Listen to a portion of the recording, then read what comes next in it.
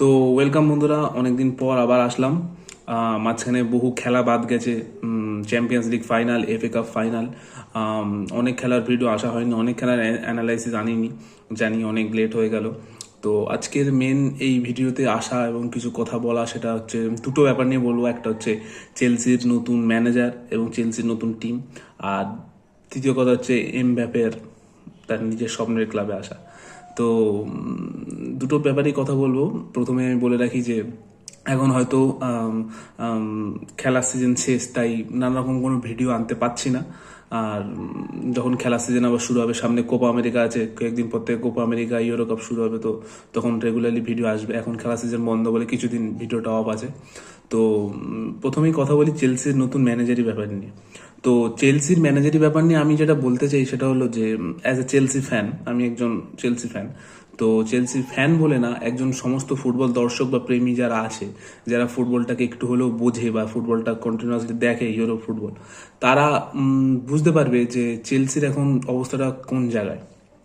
এই যে রিসেন্ট 23-24 সিজনে চেলসি লাস্ট কয়েকটা ম্যাচে খুবই ভালো পারফরমেন্স করেছে পোচেত্তিনোর আন্ডারে। তো সিজন তারা প্রথম 19টা ম্যাচ শুরু করে, তাদের পজিশন ছিল 10, 11, 12। পোচেত্তিনো আসার পর টিমটাকে যে হোকভাবে, যে কোনো একটা ভাবে যে দাঁড় করিয়ে সে টিমটাকে ইউরোপিয়ান যে প্রতিযোগিতাগুলো আছে আর কি, কনফারেন্স লিগ, ইউরোপা লিগ, এগুলোতে এন্টার করায়। তাহলে স্বাভাবিকভাবে বলা যায় যে চেলসির অনেক আগের থেকে অনেকটাই উন্নতি হয়েছে। তো সেই সমস্ত জায়গায় এসে দাঁড়িয়ে চেলসি ম্যানেজমেন্ট এরকম একটা সিদ্ধান্ত কি করে নেয়, সেটা কমপ্লিটলি আমার আউট অফ মাইন্ড, আমার পুরো এক্সপেকটেশনের বাইরে। তো সবার কাছে, এমনকি আপনারা যদি না এরকম রিসেন্ট টুইটার, ইনস্টা হ্যান্ডেল বা ফেসবুক আপনারা ইউজ করে থাকেন, তখন আপনারা দেখতে পাবেন যে অনেক চেলসির প্লেয়াররা এবং চেলসি ম্যানেজমেন্টরাও তারা অনেকটা অসন্তুষ্ট নয় এই চেলসির ম্যানেজারি স্যাকটা ব্যাপারে। এবং মারুসিও পোচেত্তিনো অনেকটা হয়তো রেগেছিলেন, যার জন্য এতদিন পর আগের দিন একটা টুইট করেছেন তিনি। তো আমার মেন কথা হলো যে চেলসির, আপনি যখন দেখেন যে রাশিয়া ইউক্রেনে যখন যুদ্ধ হলো, তখন চেলসির যে ম্যানেজার ছিল বা চেলসির যে মেন হেড ছিল, তার নাম ছিল রোমান আব্রাহোভিচ। তো তিনি ছেড়ে দিলেন রাশিয়া ইউক্রেনের যুদ্ধ। তারপর থেকে টোড ভ্যালি আসলেন। টোড ভ্যালি আসার পর থেকে 2021 সালের যখন যে চেলসির যে prime team, champions league winning team, সেই টিমটাকে এমনভাবে ভাঙা বা কিছু কিছু প্লেয়ার এমনভাবে তিনি ছেড়ে দিতে শুরু করলেন, যার ফলে কি হলো যে চেলসি সেই আগের পর্যায়ে নেই। এই 2-3টে সিজন আপনি দেখুন, চেলসির কিন্তু সব থেকে ওয়ার্স্ট পর্যায়ে আছে চেলসি। আর প্রত্যেকবারে ম্যানেজারই স্যাক, যখনই কোনো একটা ম্যানেজার নিয়ে চেলসি একটা ভালো পারফর্ম করছে বা ভালো পারফরমেন্স কিছু করতে চাইছে, ঠিক সেই সময় চেলসি ম্যানেজারটাকে স্যাক করে দিচ্ছে। ফলে কি হচ্ছে যে চেলসি একটা মানে স্টেবিলিটি পাচ্ছে না। কোনো একটা টিম একটা ম্যানেজারের প্রতি যখন স্টেবিলিটি থাকে, তখনই আমি মনে করি যে একটা টিম সাফল্যের দিকে এগিয়ে যায়। যেমন ধরুন রিয়েল মাদ্রিদ বা পুরোদিন যখন ম্যানচেস্টার সিটি, আর্সেনাল, এগুলো যেমন ধরে রেখেছে, একটা খারাপ রেজাল্ট হোক অসুবিধা নেই, টিম তো আমার ভালো পারফরমেন্স করছে, সেটাই তো আমার দেখতে উচিত। তো জানি না চেলসির এমন কি খারাপ দেখেছিল যার জন্য প্রথমে টমাস টুচেলকে ছাড়ালো, এখন পোচেত্তিনোকে ছাড়া হলো। তো যাই হোক, এখন নতুন যে কোচ আছে এনজো মারেস্কা, তো বলা যায় যে তিনি পেপ গর্দিওলার আন্ডারেও কাজ করেছেন। এবং রিসেন্ট যে টিম লেস্টার সিটি, তারা প্রমোশন পেয়ে আমাদের ইংলিশ প্রিমিয়ার লিগ এসেছে, তো তারও কোচ ছিলেন সাবেক, তার এখন কোচ। তো তিনি এখন লেস্টার সিটি ছেড়ে আমাদের চেলসিতে যোগ করেছেন। তো দেখা যাক, তার আন্ডারে আশা করছি চেলসি ভালো পারফর্ম করবে।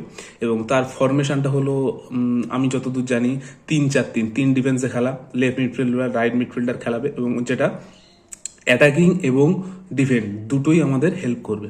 তো আশা করছি তার এই ফরমেশনটা কাজে লাগবে, এবং তার ফরমেশনটা ভালো বলেই নিশ্চয়ই লেস্টার সিটি এখন থেকে প্রমোশন পেয়ে আমাদের ইংলিশ প্রিমিয়ার লিগের এ লিগে ঢুকেছে। তো আশা করছি চেলসির এই সিদ্ধান্তটা অন্যান্য বারের মতো ভুল সিদ্ধান্ত হবে না, এবং অনেক বছরের, দীর্ঘ বছরের, 2027-28 পর্যন্ত প্রায় 5 বছরের চুক্তিতে এনজো মারেস্কাকে দলে টেনেছে। তো দেখা যাক, আশা করছি তিনি দলে ভালো করবেন। এবং বেস্ট উইসেস থাকলো এনজো মারেস্কার প্রতি, যাতে আমাদের প্রিয় টিম চেলসি যাতে ভবিষ্যতে কিছু ভালো করে। এবং দেখা যাক চ্যাম্পিয়ন্স লিগে, এমনকি সামনে 2025-এ ক্লাব ওয়ার্ল্ড কাপও আছে। এখন তো ক্লাব ওয়ার্ল্ড কাপের নিয়ম টিয়ম সব চেঞ্জ, প্রত্যেকটা আলাদা আলাদা দল চান্স পাচ্ছে। তো সেখানে চেলসিও চান্স পেয়েছে, যেহেতু তারা 2021 সালে চ্যাম্পিয়ন্স লিগ জিতেছে। তো দেখা যাক তারা কি করে, আশা করছি ভালো হবে। এবং এনজো মারেস্কার গেমিং প্ল্যানও ভালো, সবাই যা শুনছি রিপোর্ট টিপোর্ট অনুযায়ী, সমস্ত কিছু দিক থেকে ভাবলাম যে এনজো মারেস্কা এমনই একটা টিম গঠন করবে, যে টিমটা হয়তো বা চেলসির জন্য ভালো হবে এবং আমরা সমস্ত যারা চেলসি ফ্যান আছি তারা হয়তো একটা সুদিন দেখতে পাবো। তো বন্ধুরা, চেলসির ব্যাপারে এই কথা। চেলসির আগামী ভবিষ্যতের জন্য আমরা শুভকামনা জানাই। এবং নেক্সট যে কথা হলো সেটা হলো রিয়েল মাদ্রিদের টিম। তো বন্ধুরা, কিছুদিন আগে বিকেলবেলা তো ইনস্টাগ্রাম এবং টুইটার আমি খুলে দেখলাম যে ফ্যাব্রিজিও যে রোমানো আছে, তো তিনি একটা এর মাধ্যমে ইঙ্গিত দিচ্ছেন যে এমবাপে আসছে। এবং কিছুদিন আগে পরশু দিন না তার আগের দিন সন্ধ্যেবেলা দেখলাম যে সেটা কনফার্ম হয়ে গেছে। তো রিয়েল মাদ্রিদের অফিসিয়াল তরফ থেকে এমবাপেকে ওয়েলকাম জানাচ্ছে। এমবাপেও তার ইনস্টাগ্রামে যে বায়ো আছে সেখানে কিছুদিন আগে ছিল পিএসজি ফ্রান্স, এখন সেটা রিয়েল মাদ্রিদ ফ্রান্স হয়ে গেছে। তো সবাই আমরা এখন তাকে স্বাগত জানাই। একটা গ্রেটেস্ট ক্লাবে তার এন্ট্রি হলো। এবং সব থেকে বড় কথা হচ্ছে যে 24-25 সিজনের জন্য রিয়েল মাদ্রিদ টিমটা কিন্তু একটা ভয়ঙ্কর টিম হয়ে দাঁড়াচ্ছে।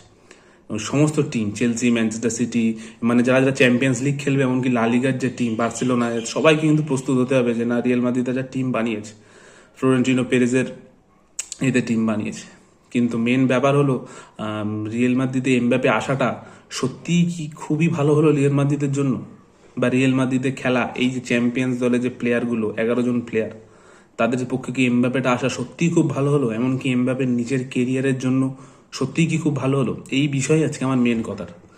তো মেন কথা বলতে হলো রিয়েল মাদ্রিদের বেনজিমা চলে যাওয়ার পর থেকেই নাম্বার 9-এর একটা খুব গ্যাপ ছিল, যেটা হয়তো বহু ম্যাচে দেখা গেছে। কিন্তু আনসেলত্তির গেমিং প্ল্যান বা মাস্টার প্ল্যানে তিনি ভিনিসিয়াস জুনিয়র এবং রড্রিগোকে এমনভাবে খেলিয়েছেন, তো সেটা কিন্তু আমাদের কিন্তু দেখতে পাইনি বা আমরা বুঝতে পারিনি।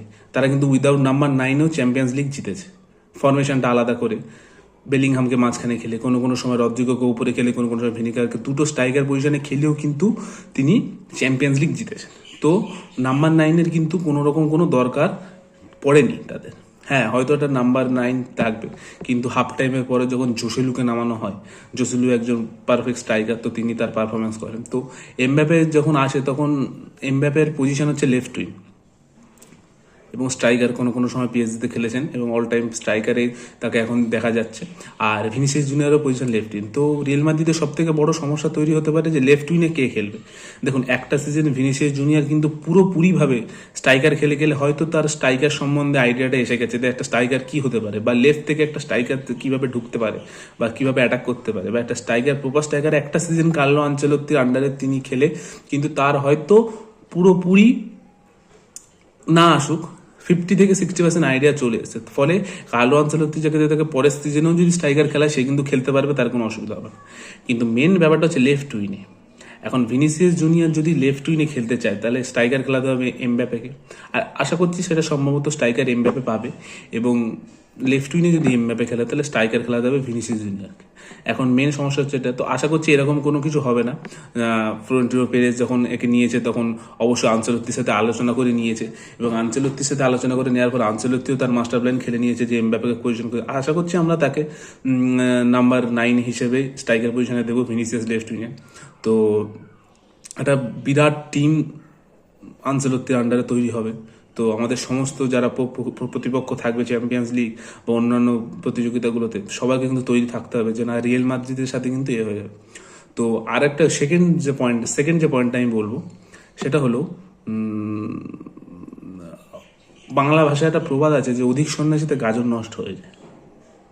তো জানি না এটা রিয়েল মাদ্রিদের ক্ষেত্রে হবে কি না, কারণ ইতিহাস যদি আপনি দেখে আসেন তো মানে হিস্ট্রি অফ ইউরোপিয়ান ফুটবলের যত সমস্ত বড় বড় প্লেয়াররা আছে তারা কিন্তু সবাই রিয়েল মাদ্রিদে খেলেছে, এবং গ্রেটেস্ট ক্লাব রিয়েল মাদ্রিদকে এই জন্যই বলা হয়। তো এখনকার দিনে দাঁড়িয়ে আগেকার দিনের ফুটবলের থেকে এখনকার দিনের ফুটবলে আকাশ পাতাল তফাৎ। তো রিয়েল মাদ্রিদে এত পরিমাণ তারকা, সুপারস্টার, তো কাকে কোন পজিশনে খেলা হবে এবং পজিশনেতে অনেক ভালো ভালো প্লেয়াররা আপনি পরবর্তী সিজনে এমনও হতে পারে, আশা করছি এমনটা হবে না। কার্লো আনচেলত্তি আন্ডারে তিনি খুব ভালো কোচ এবং তিনি সব দেখে শুনে ঠিকঠাকভাবে খেলাবেন, আশা করছি এমনটা হবে না। কিন্তু যদি হয়, দেখবেন বহু ভালো ভালো প্লেয়ার আছে যারা বেঞ্চড হয়ে যাবে ম্যাচে 60 মিনিট, 70 মিনিট, 80 মিনিটের পর নামায়। কারণ এত প্লেয়ার হয়ে গেলে একটা মানুষের তো একটা টিমে খেলানো সম্ভব না, না প্রত্যেকটা ম্যাচে। আর আপনি দেখুন, আগের সিজনে Bellingham, Vinicius Junior, Rodrygo, Mbappe, এরা তো আছেই। মোটামুটি আপফ্রন্টটা রিয়েল মাদ্রিদ একদম ইয়াং, পুরো ইয়াংস্টার। আপাতত আগামী আর 5 থেকে 6 বছর তাদের আর কোনো কষ্ট করতে হবে না। তারা এখন যা সাইনিং করিয়ে নিল, এমনকি কিছুদিন পর আবার এন্ট্রিকো ঢুকবে। তো একটা ব্যাপক পরিমাণের একটা টিম। কিন্তু আমি যে কথাটা বলছিলাম যে অধিক স্বর্ণের সাথে গাজর নষ্ট হওয়া ব্যাপারটা, তাহলে এত সুপারস্টার সাইনিং করিয়ে কি রিয়েল মাদ্রিদ সত্যিই তার জায়গাটা করতে পারবে? অবভিয়াসলি পারবে, কারণ সবাই এই আশা নিয়েই আছে, যারা যারা রিয়েল মাদ্রিদ ফ্যান তারা আছে। তো আপনারা যদি সেটাই মনে হয়, তাহলে 2020-21 সাল বা 22 সালের পিএসজিটাও দেখুন, এমবাপে, মেসি, নেইমার, বলা যায় যে বিগেস্ট ট্রাইও ছিল সেই সময়কার ফুটবলে। তো তারাও কিন্তু একটা টিমে খেলেছে, তারাও কি কিছু করতে পেরেছে? সামান্য কটা French league, French super cup, cup day France এইসব জিতেছে। এমনকি চ্যাম্পিয়ন্স লিগের রাউন্ড অফ 16 থেকে তারা বেরিয়ে গেছে। সেমিফাইনাল, ফাইনাল তারা খেলতে পারেনি, এত ভালো টিম নেই। তাহলে একটা টিমে যদি অধিক সন্ন্যাসী হয়ে যায়, তাহলে গাজর নষ্ট হয়। এবং কোথাও না কোথাও একটা ইগোর লড়াই বা টাচেল, আমি ওই পজিশনে খেলবো না, ওর থেকে ভালো, সেলফিশনেস, একটা গেমের মধ্যে পাস দিল না, কোনো ইজি ক্লিয়ার, সে নিজে গোল করতে গিয়ে মিস করছে, এইসব জিনিসগুলো আসা মানে হতেই পারে একটা টিমে। কারণ এত বড় বড় সুপারস্টার সবার মধ্যে খেলার এও, এখন রিয়েল মাদ্রিদ যে টিমটা আছে সেই টিমে কিন্তু এগুলো দেখা যাচ্ছে না, কারণ এই টিমে কিন্তু এত বড় বড় সুপারস্টারও নেই। এমবাপে আসার পর টিমটার যেভাবে পরিবর্তন হবে, বা এমবাপে আসার আগে যেভাবে ছিল, পরে কিন্তু ঠিক তার উল্টোটা হয়ে যেতে পারে। আমি বলছি না এমনটা হবে, হয়ে যেতে পারে। তো আশা করছি এমন কোনো কিছুই হবে না। যেমনভাবে কার্লো আনচেলত্তি দলটাকে সাজাচ্ছে, সেরকমভাবেই দলটাকে সাজাবে। কারণ দেখুন, উইদাউট এমবাপে তারা কিন্তু ইউসিএল চ্যাম্পিয়ন, ঠিক আছে, উইদাউট এনি স্ট্রাইকার। কারোর মধ্যে কোনো নেই, কোনো ট্যাকটিক্স নেই, শুধুমাত্র কি একে অপরের প্রতি বিশ্বাস এবং যে বন্ডটা তাদের আছে রিয়েল মাদ্রিদ টিমে, সেই টিমের কারণেই কিন্তু তারা চ্যাম্পিয়ন্স লিগ জিতেছে। তো এমবাপে আসার পরে হয়তো এই জিনিসটাকে কিছু একটা প্রভাব ফেলতে পারে, আশা করছি ফেলবে না। এটা আমার একান্ত ব্যক্তিগত মতামত যে টিমটা হয়তো এরকম হয়ে যেতে পারে, কিন্তু আশা করছি সেটা কোনোভাবেই হবে না। এমবাপে আসার পর টিমটা আরও ভালো হয়ে যেতে পারে, এবং একটা পারফেক্ট নাম্বার 9 থাকলে রিয়েল মাদ্রিদ একদম পারফেক্ট জায়গায় আবার সে আগের যে পুরনো 4-3-3 ফরমেশন আছে, এই ফরমেশনে ফিরে আসতে পারে। তো রিয়েল মাদ্রিদের জন্য অল দ্য বেস্ট। পরের সিজনের অনেক খেলা আমরা দেখতে পাবো, Mbappe, Vinicius Junior, Bellingham, Rodrygo একসাথে। তো আমরা ফুটবল ফ্যানরা সব ওয়েট করছি এই সিজনটা শুরু হতে। এখন ফুটবল খেলা নেই, তো সমস্ত যারা ফুটবল ফ্যান আছে তারা খুব মানে হতাশ আর কি। এখন কোনো খেলা টেলা নেই, যারা ফুটবল ফ্যান আছে, সামনে ইউরো আছে, কোপা আমেরিকা আছে, এখন ওই খেলাগুলো দেখতে হবে। এবং তারপর জুলাই আগস্ট থেকে যখন ফুটবল সিজন শুরু হবে, আশা করছি আমরা দেখতে পাবো। এবং চ্যাম্পিয়ন্স লিগের জন্য আমরা ওয়েট করে থাকবো, যাতে রিয়েল মাদ্রিদ এবং অন্যান্য টিমের যে খেলাগুলো হবে সেই খেলাগুলো দেখার জন্য। তো এবং আশা করছি রিয়েল মাদ্রিদ তার সেরা ফর্মে এখনও আছে এবং ভবিষ্যতে আর এগিয়ে যাবে, এমবাপের যেহেতু ঢুকে গেছে। তো চেলসি এবং এমবাপের এন্ট্রি, এই দুটো নিয়ে এই ভিডিওতে কথা বলার ছিল। তো আজকের পর্যন্ত এই পর্যন্তই। আরও নানা রকম ফুটবলের ভিডিও আমি দিতে থাকবো। এখন যেহেতু ফুটবলের মাস শেষ, তাই দিতে পারছি না। আরও নানা রকম কোনো ইন্টারেস্টিং টপিক থাকলে আপনারা কমেন্টে বলবেন, আমি সেই সব নিয়ে করতে থাকবো। আর আমার এই যে মতামতগুলো একান্ত আমার ব্যক্তিগত মতামত, সবার পছন্দ নাই হতে পারে, অনেকের বা পছন্দ হতেও পারে। তো আপনাদের কোন কোন জায়গায় কি কি মনে হয় যে রিয়েল মাদ্রিদে এমবাপে আসলে ভালো হবে না ভুল হবে, সেটা কমেন্ট বক্সে জানান, আমি পারলে চেষ্টা করবো। তো চলুন, দেখা হচ্ছে নেক্সট ভিডিওতে। ততদিনের জন্য ফুটবল দেখুন, সুস্থ থাকুন।